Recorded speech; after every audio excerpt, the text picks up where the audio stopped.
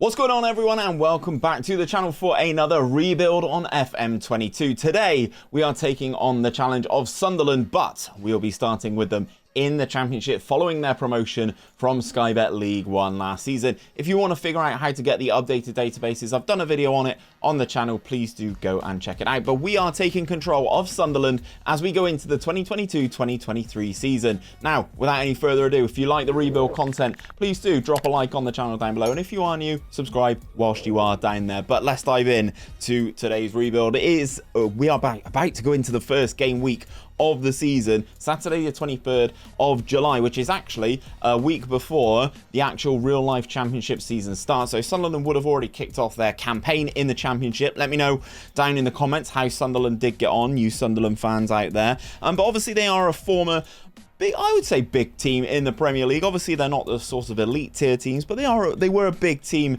in the Premier League. If we go into their club info and we check out their club history, as you can see, a 6-time Premier League winner, most recently in 1936. They've won the FA Cup a couple times as well, but over recent times they have dropped down into Sky Bet League One. Last season getting themselves promoted in that playoffs, I believe, going up. Obviously that's why we've got them in the Championship here. I will say, if you are doing the updated database, it does struggle with playoffs sometimes, so it took a couple of iterations to see how we can get there, but obviously they are here in the Championship. As you can see, Forest, unfortunately, in this iteration did not get promoted to the Premier League, but it's not something we can handle right here, right now.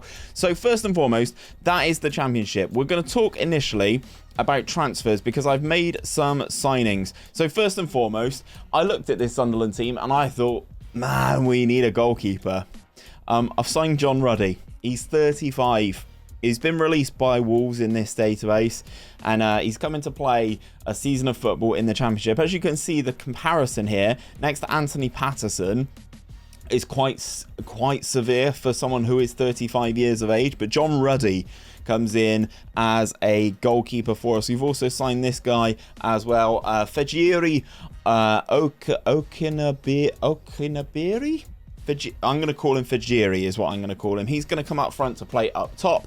We're going to be doing an interesting tactic in this one. I will show you guys that in a second, but he is going to be giving some competition to Ross Stewart in that striker position. Hopefully we've got a little bit there. Obviously he comes in number 9 for Sunderland, moving things forward. There's been some interesting number 9s at Sunderland over the course of their history. So obviously we go into the Championship, which we will open here, and in terms of the season preview, this is kind of what is expected from us. We are one of the most or the recently promoted teams alongside Wigan and Rotherham, and we are 100-1 to win the Championship, so we are quite far away.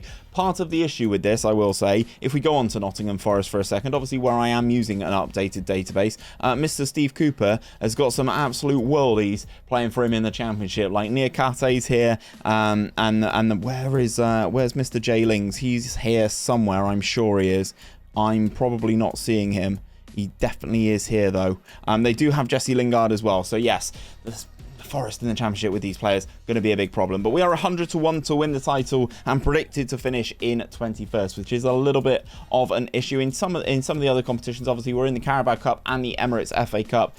We are not being judged on those. We are just being judged on avoiding relegation from the Sky Bet Championship. Now, I said we're using an interesting tactic. Let's go and take a look at that one. This is the tactic that we are running today. It is the most recently released, the GYRFM Swanzalona V3. You guys have been very complimentary about this tactic since we released it, so please do go and check it out on the channel as well. It's a very nice 4-2-3-1, if I do say so myself. So if we quick pick without restriction our best 11, this is the team as things stand. So obviously we've got Big John Ruddy in goal, Luke O'Nien, Daniel Ballard, Dan Bath, and Dennis Churkin, Corey Evans, Dan Neal, Lyndon Gooch, Alex Pritchard, Elliot Embleton, and then 𝘼𝙗𝙤𝙪 up top. Hopefully these guys can get the job done and sort of fire us to a little bit of glory. I don't want to be involved in a relegation scrap at all.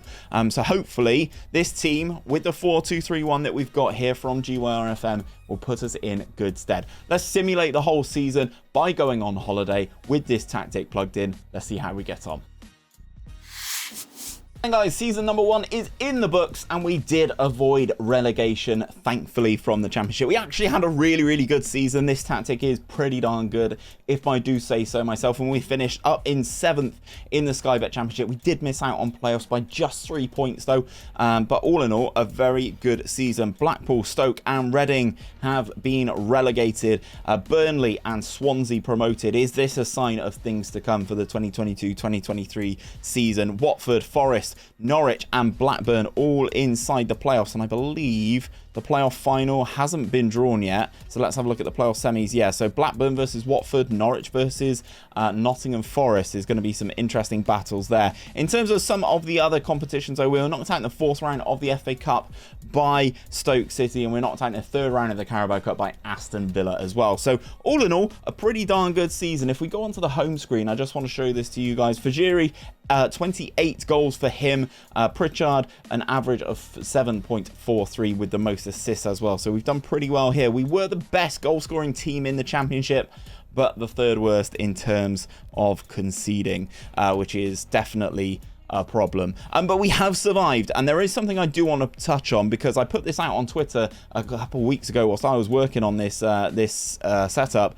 Is this, or is this not, the best youth intake you have ever seen? We've got 1, 2, 3, 4, 5, 6, 7, 8 elite tier talents that have come through, including this guy, 𝘼𝙗𝙤𝙪, who is going to be my starting goalkeeper next season. Now, I know he's only 16, but I think he's the guy. John Ruddy is definitely better, but this guy's got a 5-star potential. Let's get him in and let's see how we get on. We've got a little bit of cash to spend. We've got £4.2 million to spend, but I am very much overspending currently on the wage budget. So we're going to try and see what we can do here. We've got a couple players that I think will be interesting to potentially move on, and Daniel Ballard, the former Arsenal man, is potentially one of them. He is wanted currently by Burnley and Crystal Palace, so 2 Premier League teams are after this young lad. Now, I think I've had this guy in rebuilds previously when I've done a couple lower down tier saves, and obviously last season on FM21 he was brilliant, so maybe I can get some good money from him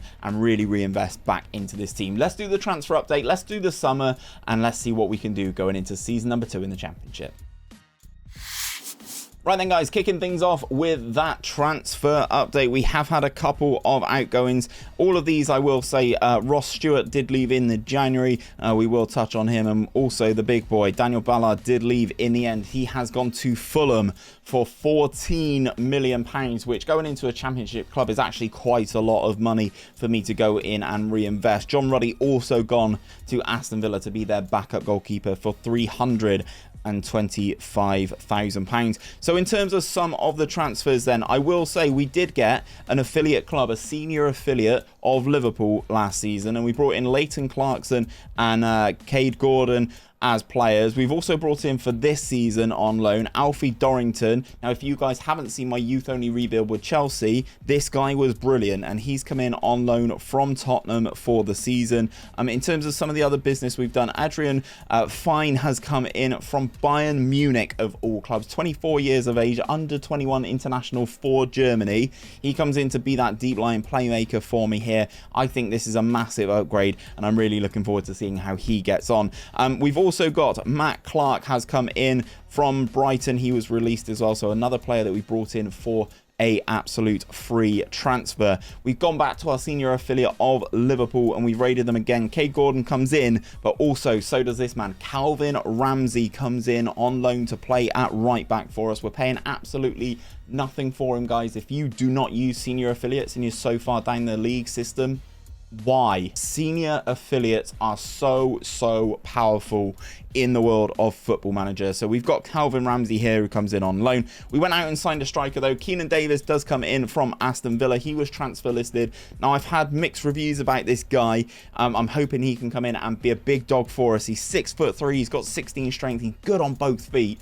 I'm hoping Keenan Davis can be a really good addition for us. We've also gone out and spent £2.9 million on Nathan Wood. This guy comes in in from Swansea. He is effectively the Daniel Ballard replacement. Under 20 caps for England. He is only 21 years of age. He still has that 5-star potential ability, so I'm hoping he can come in and do a job for us. And we've also signed this guy as well, 𝘼𝙗𝙤𝙪, as a cover option. He was released by Hull, so I'm hoping we've got a little bit more depth here going into the season. So with these transfers, this is a quick pick of our best 11. Obviously, we've got the youngster 𝘼𝙗𝙤𝙪 in goal, Ramsey, Wood, Clark, 𝘼𝙗𝙤𝙪, Mattiete is how I'm going to say that guy's name. I'm sorry, Sunderland fans, if I butchered that. Fine. 𝘼𝙗𝙤𝙪, Embleton, Gordon on loan from Liverpool, and then Keenan Davis up top. So let's have a look at this guy. This is the start of him before he's ever played a game for Sunderland. Obviously, he's played a couple preseason games. He is a 3-star current ability player as a 16-year-old. He's Irish. He has good attributes in terms of what I'd look for in a goalkeeper. He is on the touch small side for a goalkeeper, but he's got nice position. He's got good reflexes. He's got a good tendency to punch, which isn't actually too bad. Decent handling. One on that eccentricity, which is brilliant. He's not going to be doing these camera saves left, right, and center. He's the way I see this guy is like David Seaman. It's like a very good traditional goalkeeper. Get your hands on the ball, catch the ball. Let's not do anything silly. So hopefully he can develop and be our #1 goalkeeper for the course of this save. So the team's pretty good as we head into championship action for season number 2. So let's have a quick look. Nottingham Forest did not get promoted. I'm just super curious who did go up. It looks like Norwich out of the championship playoffs were the team to go up. So we are having some interesting names in the championship for this season. In terms of the season preview though, guys, we are now 25-1 to win the division and predicted to finish inside the top 10. Which is a massive improvement. So it's going to be interesting to see how we do get on. In terms of the competition zone, what is expected of us, the board in the championship would like us to finish in terms of mid-table. They want us to get to the 4th round of the Emirates FA Cup and reach the 3rd round of the Carabao Cup, where we kick off the campaign at home to Cambridge. Fingers crossed. The championship is obviously one of the fiercest and most competitive divisions in world football. Can we get promoted or at least get in that playoff picture in season number 2? Okay guys, so we have been promoted in season number 2. We are going to be a Premier League club in the 3rd year of this Sunderland rebuild. It took 2 years inside the championship, but we've got the job done via the playoffs. Now, if we take a look at the table, Watford absolutely kind of ran away with it, really. Watford and QPR, the best 2 teams in the division. QPR 8 points clear of Crystal Palace, who were in 3rd. We did finish in 4th, Middlesbrough in 5th, and Fulham in 6th. Birmingham, Cardiff, and Millwall all relegated from the championship. So first and foremost, let's talk about the playoffs. In terms of that semi-final, we took on Middlesbrough, a team that we've actually struggled against in terms of the league so far. We beat them 1-0. Let's go and take a look at this match report. Jaku with the goal here. His contract is expiring. He's already leaving us because I didn't think he was a good enough player to get the job done, but he scores in the home leg after drawing 0-0 away at the Riverside. So luckily we get the job done here to book that ticket to Wembley, where we take on Fulham, and we managed to beat Fulham 3-2. Adrian Fine with the 2 goals for us there, and Reece Williams, another player who we brought in from our senior affiliate of Liverpool for absolutely no money. But to be honest, this team of Fulham is pretty darn tasty themselves. Obviously they've got 𝘼𝙗𝙤𝙪, obviously the former, in this instance, Wolves striker. They've got Ballard, who we did sell. But let's watch these goals to see Sunderland go back into the Premier League. We're just going to load up this match report. It looks like, though, Fulham were probably the better side, but we had 7 shots on target to their 4. So let's sit back and watch the goals. We are playing in yellow. Roberts with this cross in, and there is the man Williams on loan from Liverpool to get the job done. Another set piece here. Pritchard to the far post. The goalkeeper absolutely flaps at it, and Fine, the former Bayern Munich man, absolutely rifles one in from the edge of the penalty area. We go 3 goals to the good here. Here comes Wood, the former Swansea man, and he gets a little flick into Roberts, back to Fine, and he's just in acres of space there, just inside the penalty spot to make it 3-0 Sunderland. But obviously Fulham, a very good side. They do come back. 𝘼𝙗𝙤𝙪 with the ball out to this left-hand side. Knocks it back to Jethro Willems, I think that is, and that is a nice little tap in there for Wilson at the far post. That low driven cross really doing some damage, making it 3-1. Sunderland fans would be a little bit twitchy at this point as the ball gets played into the penalty area here, and Sunderland should probably do better there with that 16-year-old goalkeeper in net, but it is what it is. Sunderland get the job done. They hold out, they win the game 3-2, and will be a Premier League side moving into season number 3 of this rebuild. In terms of season number 3 of this rebuild, we've got a bit of money to spend, £36.3 million going into the Premier League. We're actually a bit flush with cash, to be perfectly honest, and we have a relatively okay team, but definitely by no means a Premier League team. Just a little word of warning, I will talk about 𝘼𝙗𝙤𝙪 at the start of every single season, so you can kind of see what he's like. We've got £36 million to spend going into the Premier League. Let's go and see if we can get this team ready for what is probably going to be a tough season. Okay then, guys, we have been very, very busy in terms of some of the recruitment that we've done going into the Premier League season. I will touch on some of the outgoings first of all. Carl Winchester has gone to my team, Bristol City, for £3.2 million. We've also sold 𝘼𝙗𝙤𝙪. He's gone, after being a top goal scorer for us in the Championship. He's just not Premier League quality, this guy. So let's talk about some of the incomings now. Obviously, we touched on some of the players last time. Calvin Ramsey, Reece Williams, these sorts of players, obviously on loan from our parent club, Liverpool. We've also signed this guy, Hiroshi Kawai, a young sort of Japanese international, 18 years of age, young winger. I think he's quite tricky, quite fast. Could be an option for us. I don't know how much he is going to feature, but when I saw the 4.5-star potential for pretty darn cheap, I thought, why not pull the trigger on him? He cost £2.1 million from Gamba Osaka. We signed Levi Colwill, another player who did really, really well for me in my Chelsea rebuild. Hasn't really had enough football in this particular game, but he's very solid nonetheless. Hopefully we could sell him for a little bit of profit. Yanis Fortounis, another player coming in. This guy is another new gen, guys. Despite having a face, he is part of the New Zealand New Gen face pack. Please do go and check that out if you want some faces on your New Gens. 5-star player, Georgian, under 21 international. He's 19 years of age. I can't get a work permit for him just yet, so he's gone out on loan to Austria Vienna in Austria. Obviously that would make sense, wouldn't it? So he's gone out on loan to there. Then we're going to talk about the big boy. We signed Curtis Jones from Liverpool. Now, he was transfer listed, so I think we actually did a really nice bit of business on him. 17.25 million. He's not played for Liverpool at all, and he is ready, he is ripe to get some goals. He is 23 years of age, absolutely brilliantly well-rounded, can play in a number of positions for us. I think this is his coming out season as we take to the Premier League. Curtis Jones in though.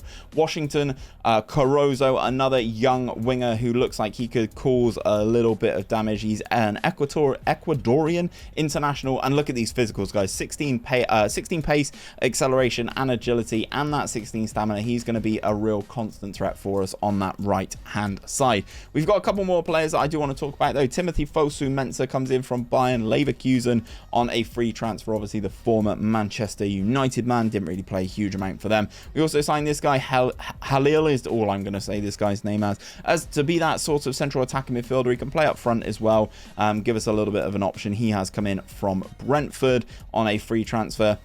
I also signed Jans Petter Haig. He comes in, another option for us on this right hand side. We're pretty darn stacked in terms of these wide attacking players now, but he unfortunately has already picked up a little bit of a knock and will miss the start of the Premier League campaign. We paid £12.5 million for him, and then another big coup coming in. This guy from Manchester City, Taylor Hardwood-Bellis. He comes in as a centre back. I think he is brilliant. I had some competition to try and sign him, so I've given him a nice chunk of wages. But we have, in my opinion, a pretty darn good Premier League ready side. I will also touch on the fact that Calvin Ramsey is here again on loan from Liverpool. Again, that affiliate club, that senior affiliate, really coming in big and coming in clutch. So Will Colopy, we will say, he is improving quite nicely. He's grown a little bit. He is now 6 foot tall, 16 agility. I like his physicals. He's actually pretty good there. Mentally, he's already pretty darn good, and in terms of his goalkeeping attributes, he is getting better. He is now 17 years of age. He's got 9 caps for the Irish under 21s as well, so you can kind of see the player that he is, and he's got a transfer value actually of 44 to 70 million pounds. So we're doing quite well there. So he will be our goalkeeper again for the season. Calvin Ramsey, Taylor Hardwood-Bellis, alongside 𝘼𝙗𝙤𝙪 is still here. Matete is there alongside Fine, the guy who scored the goals to get us promoted into the Premier League. 𝘼𝙗𝙤𝙪, Embleton, Curtis Jones, and then Keenan Davis. This team is is quite young, and we're also not very deep. So I'm hoping things can be okay and we don't actually suffer too many injuries during the course of the season. But Sunderland are back into the Premier League. In terms of the cup competitions domestically, they want us to reach the 3rd round of the Carabao Cup, the 4th round of the Emirates FA Cup, and in terms of the Premier League, fight bravely against relegation, because if we look at this season preview, it's kind of to be expected. Ourselves, QPR and Watford, the promoted teams, we are the middle one of those two, 600 to 1 to get the job done. And to predicting to finish in 19th is not great.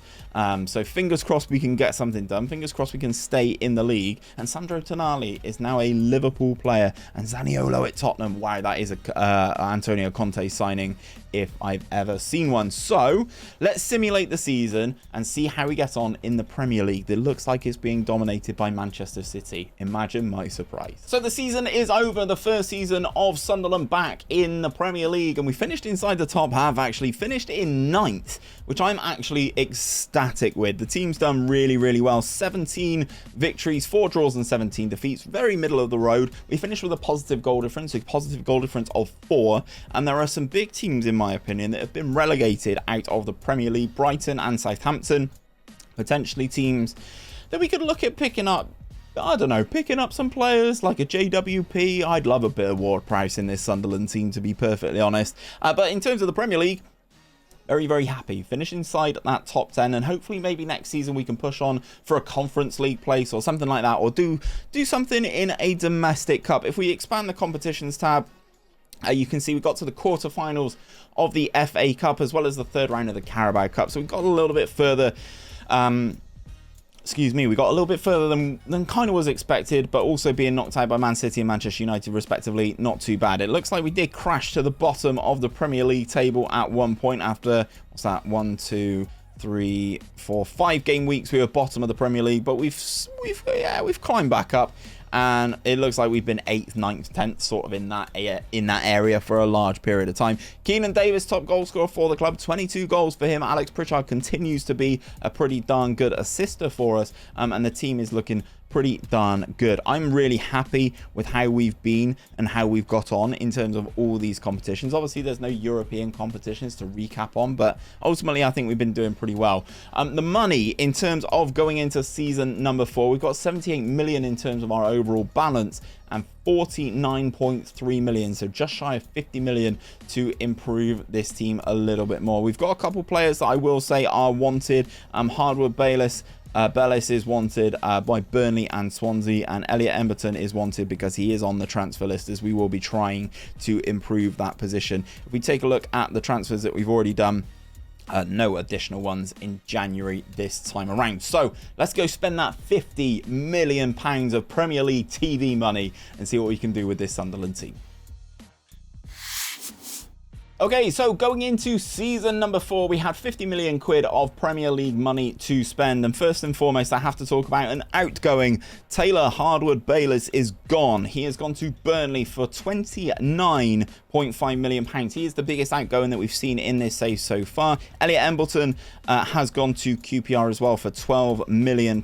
In terms of some of the other outgoings, the kind of bigger one to talk about, Washington Cardozo has gone to Monterrey in Mexico. He has departed because he wasn't getting enough game time for us there. So obviously we have some holes to fill, and this is the first one that we've gone for. Bart van Rouge is how I'm going to say this guy's name. I've definitely butchered that. Please do let me know what it actually should be down in the comments section. He comes in from a team in Holland, very well rounded to play and at right back. I was getting a little bit fed up of actually having a lone player there in terms of Calvin Ramsey, so I've gone out to try and fill that gap with a player of my own. He's consistent, he likes big games, and he's very, very well rounded to come in at that right back spot. We've also picked up Jacob Ramsey from Aston Villa. Obviously this guy has the ability to be a phenomenal player in FM. In this particular instance, he's not actually played an abundance so far, but he can play as a natural in that central midfield. He can play as a natural in that cam spot. He's consistent, he likes his big matches, and comes in on a cheaper deal, I'd say £6 million into the team. We've also signed this guy, Parazes, is I don't know how to pronounce an X in the middle of a name, but again, you can kind of see what we're looking for here. Kind of well-rounded players. We're not going in and we cannot sign the elite tier players, so we're going in for these sort of middle tier players to grow the team, grow the ability around the squad, and raise that bar throughout the course of the season and stuff like that. So he looks pretty darn good, well-rounded, coming in from Red Bull's Brazilian franchise, so he looks quite nice for £7.5 million. In terms of some of the other ones, this is the big incoming. 𝘼𝙗𝙤𝙪 𝙈𝙚 comes in from Southampton. He was transfer listed. Again, we've gone out and brought in the big man, 6'3", 16 strength. He is ginormous, this guy. I can expect this guy to score a bundle of headers. The Ghanaian international, £22.5 million we paid after having 3 okay-ish seasons at Southampton, but obviously they did get relegated. So we also gone and signed this guy, 𝘼𝙗𝙤𝙪. He is a new gen coming out of Belgium. 18 years of age, 3.5-star current ability at 18 to play in a Premier League team. He can play fullback, he can play centre back, he's got 20 determination, he's driven in terms of his personality. We found this guy using our Wonder Kid filter, guys. Again, another video that I really urge you guys to check out on the channel. He is brilliant, is 𝘼𝙗𝙤𝙪. He comes in for £8 million. We also signed Stuart Sinclair, another new gen. We're kind of farming these new gens, guys, just to kind of make our squad as good as possible. Again, another young prospect, not as good as I thought he was going to be, but is still pretty darn solid, has the personality to develop, so it's going to be an interesting one to keep an eye on him. And Leonardo Goody is another one we've signed, a youngster. You're seeing a trend here. He's already gone back out on loan to Tigres to try and get this work permit issue. Obviously, managing in England is an absolute pain in the arse because of the work permits, so he has gone there. We've got a really good team, actually. I'm quite happy in terms of the players that we've got going into this season. Keeping hold of Curtis Jones was kind of my main thing for the season. So we've got Kolopi in goal. He is now a 3.5-star player. As you can see, he's really rounding and becoming a very good goalkeeper. He's now fairly loyal in terms of his personality. He's an instinctive goalkeeper. Now he's 18 years of age. He's got full caps for Ireland. He is now been capped 3 times by the Irish national team, and he is starting to become a very good goalkeeper, even playing in World Cup qualifying for them. And yes, okay, he isn't the biggest goalkeeper at 6 foot, but he's tasty on both feet. As a sweeper keeper, I think he's pretty darn good, considering his age as well. We've got Fosu Mensah, Colwill, 𝘼𝙗, and Shirkin again. Matete is there alongside the guy with the X in the middle of his name that I cannot pronounce. Jens Petter Haig. Let's go with Haig there. Jacob Ramsey, Curtis Jones, and then Keenan Davis up top to round off this team. We've got a little bit of depth here, but we've definitely started getting ourselves a younger sort of setup. If we go on to the comparison, we are the youngest team in the Premier League with a 23.4 average age. The highest is Brentford. The average actual age is 27.15 years of age. So we are very, very young in terms of our comparison into the Premier League. But that is the team. We are ready. Who is the oldest player in this starting 11? Keenan Davis at 27 or Timothy Fosu Mensah at 27 are the oldest players in our starting 11, and ultimately the oldest in this squad as well. So it's going to be interesting to see how we get on. In terms of the competitions, we've got the 3 main ones, the Premier League and the 2 domestic English trophies. They want us to reach the 4th round of the Carabao, 5th round of the Emirates FA Cup, and finish in terms of mid-table in terms of this Premier League. If we take a look at the season preview, we've spent a lot of cash, guys, so I can kind of understand, but we are expected to finish in 16th with odds of 250 to 1 to win that Premier League title. Vincent Kompany is now the Manchester City manager. Massimo Allegri is the Chelsea manager, so it's going to be interesting to see what happens here, but I can only imagine Manchester City continue to dominate with Erling Haaland up front, and it looks like they've signed Matthias de Ligt as well, who's obviously gone via Bayern Munich. Oh, not in this one, obviously the cut off when I set this game up, he had not travelled and departed to Bayern Munich just yet. But going into season number 4, I'm confident we can improve on last season's position. Let's see how we get on. Season 4 is in the books, and we booked ourselves a European slot for season number 5, the 5th and final season. It's not a massive competition, I'm not going to lie. We're not in the Champions League. We are not even in the Europa League, but we will be playing Europa Conference League football for season number 5. We did finish in 7th in terms of the Premier League, and you can see the English dominance here. We are in 7th. We get the Europa Conference League spot.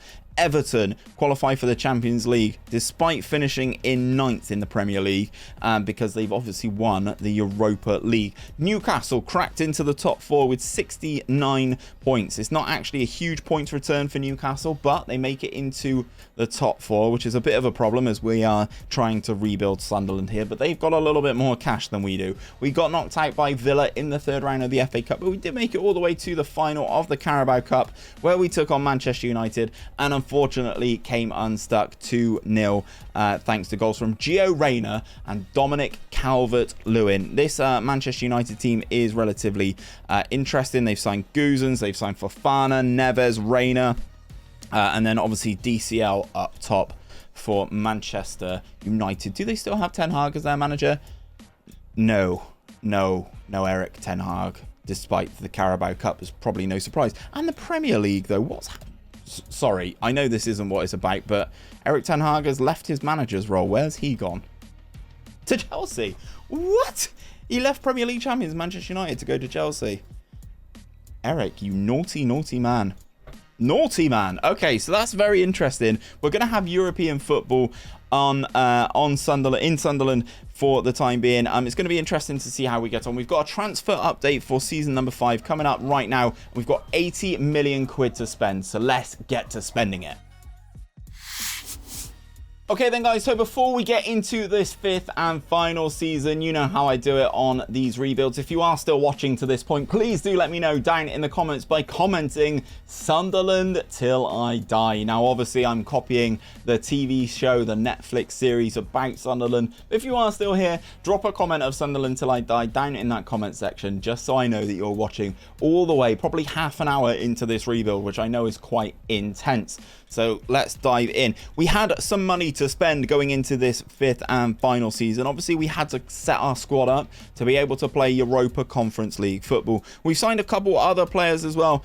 This guy comes in, 𝘼𝙗𝙤𝙪, young player again. You can kind of see what we're doing here. 5-star potential ability. He looks okay. Not really Premier League ready just yet, so he is gone back out on loan to Basel. We've also signed this guy, 𝘼𝙗𝙤𝙪, another younger sort of player, 19 years of age, Colombian this time, coming in from South America.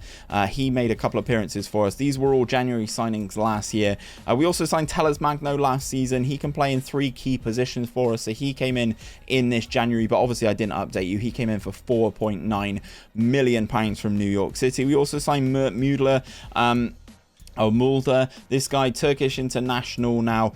He plays at right back. He's a little bit of an upgrade there. He was at Juventus from Sassuolo, and we picked him up for dirt cheap, 6 million quid for him. We also signed this guy, Mohamed Yasser. I'm yet to figure out how to get a work permit on this guy. Nobody wants to take him on loan. I don't understand. He's got 5 caps for Egypt, including 1 goal, 18 years of age, 3.5-star current ability, a very good rating for the senior team, and 5-star potential. I just cannot get him into the team somehow, which is really, really frustrating. We've also got a couple other players as we move into the summer signings with Yasser. This also guy, Wilson Balde, another youngster coming in. You can kind of see, as I said, what we're doing here. We have to get these new gens early doors. He came in from Vizela for £8.75 million.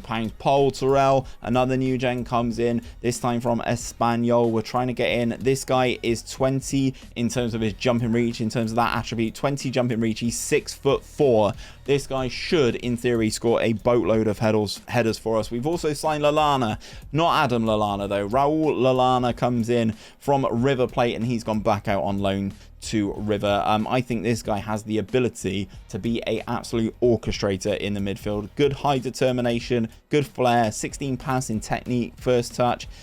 Yeah, this guy will be a handful in years to come, but he unfortunately is not ready yet. In terms of some of the outgoings though, guys, Jerkin's gone to Everton. Nathan Wood has gone over to PAOK. We've also sold Jay Miate as well. He's gone. We've also got a couple other outgoings as well that we need to talk about. Keenan Davis, another key one for us there. He has gone. We also signed Pierre Koopmeiners, the Dutch international. Well, he's not actually a Dutch international. Has he not been capped by Holland? He's an absolute fiend, this guy. I think he can go on to be an absolute monster. monster for us in central midfield. Speaking of Dutch players, Tyrell Malacia, Manchester United's new signing in real life, didn't pan out this time around. He's been out on loan in Mexico. He's been out on loan in Ukraine. We've signed him on a free transfer.